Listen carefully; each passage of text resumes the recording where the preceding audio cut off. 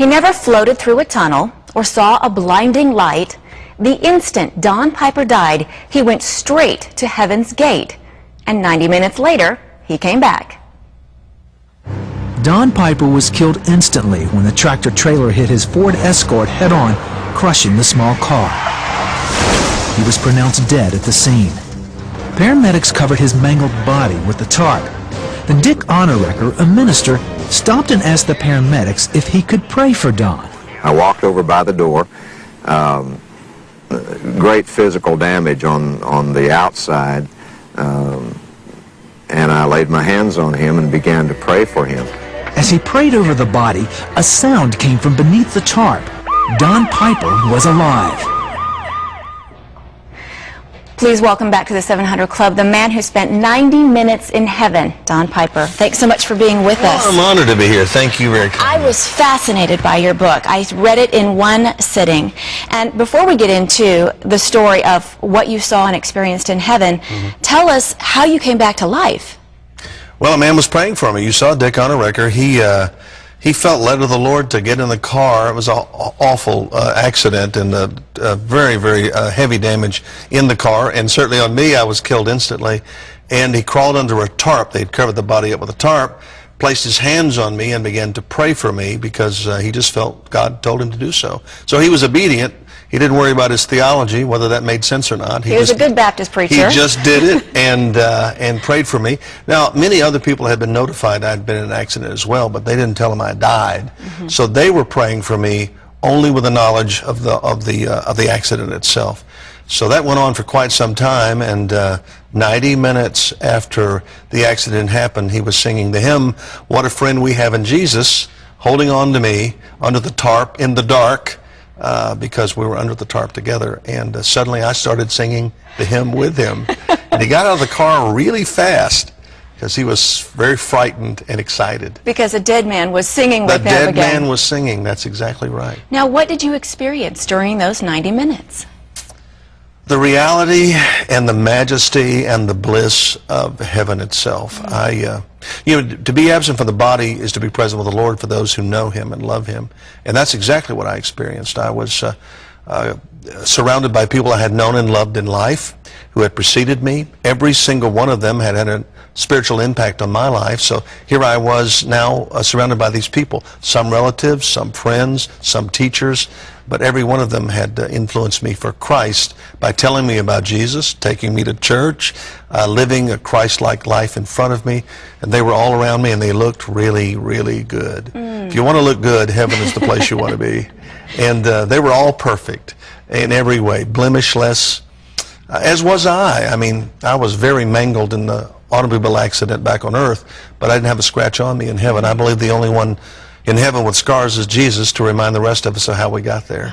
So I saw these people, and there were magnificent gates. There were indeed golden streets.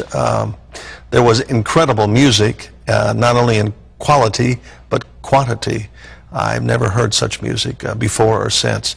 Heaven is the most real thing I've ever experienced in my existence. And we read in the Word about gates of pearl and streets of gold, and that we will spend our time worshiping the Lord.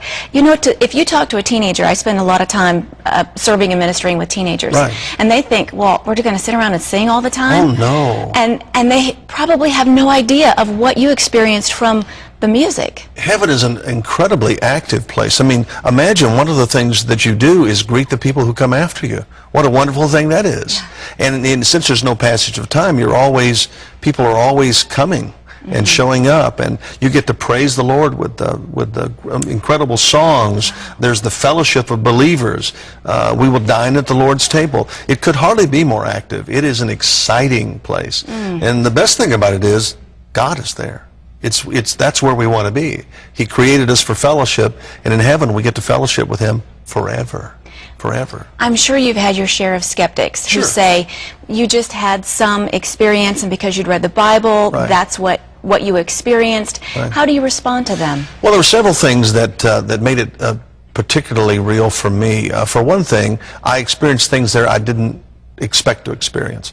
I even saw people there I didn't expect to see there. Really? And so in a very real sense, there were a lot of things that happened while I was there that exceeded anything I had ever read or even thought about before it happened. So it became an even more real experience than what I would have imagined if I were imagining it. It is the most real thing I've ever had happen to me. But it's a faith process.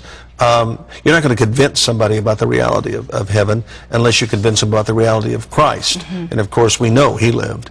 And he's the only way to go there. So because I knew him, when the truck hit me, I went to heaven because I knew the way. Jesus is the way. That's what he said. When they asked him, how do we get to heaven? He said, I am the way. So I went because I knew the way. You can go too. Well, everybody can. Your book has been tremendously popular, over 1 million copies sold, New York Times bestseller. Right. Why do you think people resonate with your story? Why are they so fascinated with heaven? They're looking for hope.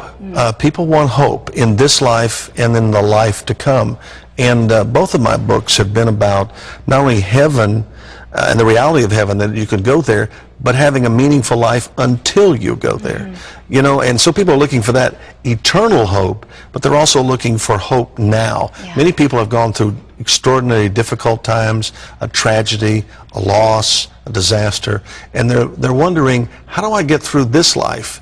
And I want to give them hope about that too. I had to figure that out because I had 34 operations, was in a hospital bed for 13 months, and I needed some hope about the rest of my life. And so in a very real sense, that's what I'm trying to do. Immediate hope, what I call a new normal, and eternal hope, which is heaven that Jesus is preparing for us right now. So they're looking for hope, and I'm trying to do that in everything I do and say. Well, your recovery afterwards was certainly not a cakewalk. You had tremendous recovery and pain to deal with. But how did that experience of heaven change your life once you were back among the living? Well, I often say that if you know where you're going, it ought to make the journey easier. And if we're Christians, we know where we're going. We know how it turns out. I was watching a football game the other day that had already been played. It was a replay of a football game. That sounds pretty desperate, doesn't it? But I wanted to see how they got to the end. You know, we know what the end of our life is if we're Christians. We know where we're going. Shouldn't that make the journey easier, even if we go through difficult and, in some cases, tragic experiences? And so that's what I wanted to do. I had to find that out, and it was in deciding to help other people get through their losses and tragedies that I was able to get through mine, because it made some sense out of my experience. And yes, there were many operations and long therapy, much rehabilitation, but through that process, I've been able to walk again when they said I never would. And I function. I'm not, you know, I have a lot of limitations, but I can get from point A to point B. God has helped me do that, and I want to help other people do the same thing. Well, I was wondering how much pain you still deal with, and I appreciated your honesty about the depression you dealt with when you came back, I did have having depression. experienced heaven. I surely did. Your first book, 90 Minutes in Heaven, really is the story of what happened to you, what you experienced, your recovery. This book, Heaven is Real, how is it different, and what message is in it? Well, Heaven is Real is that book. It's the subtitle is Lessons on Earthly Joy, and it is the book about helping people cross over the bridge. I was on a bridge when the wreck happened. Crossing over the bridge, I went on one end in my red car, and the other end I was taken off in the back of an ambulance. So my life was never the same. We're all crossing bridges, and this new book is to try to help people get through the tragedies and losses of life.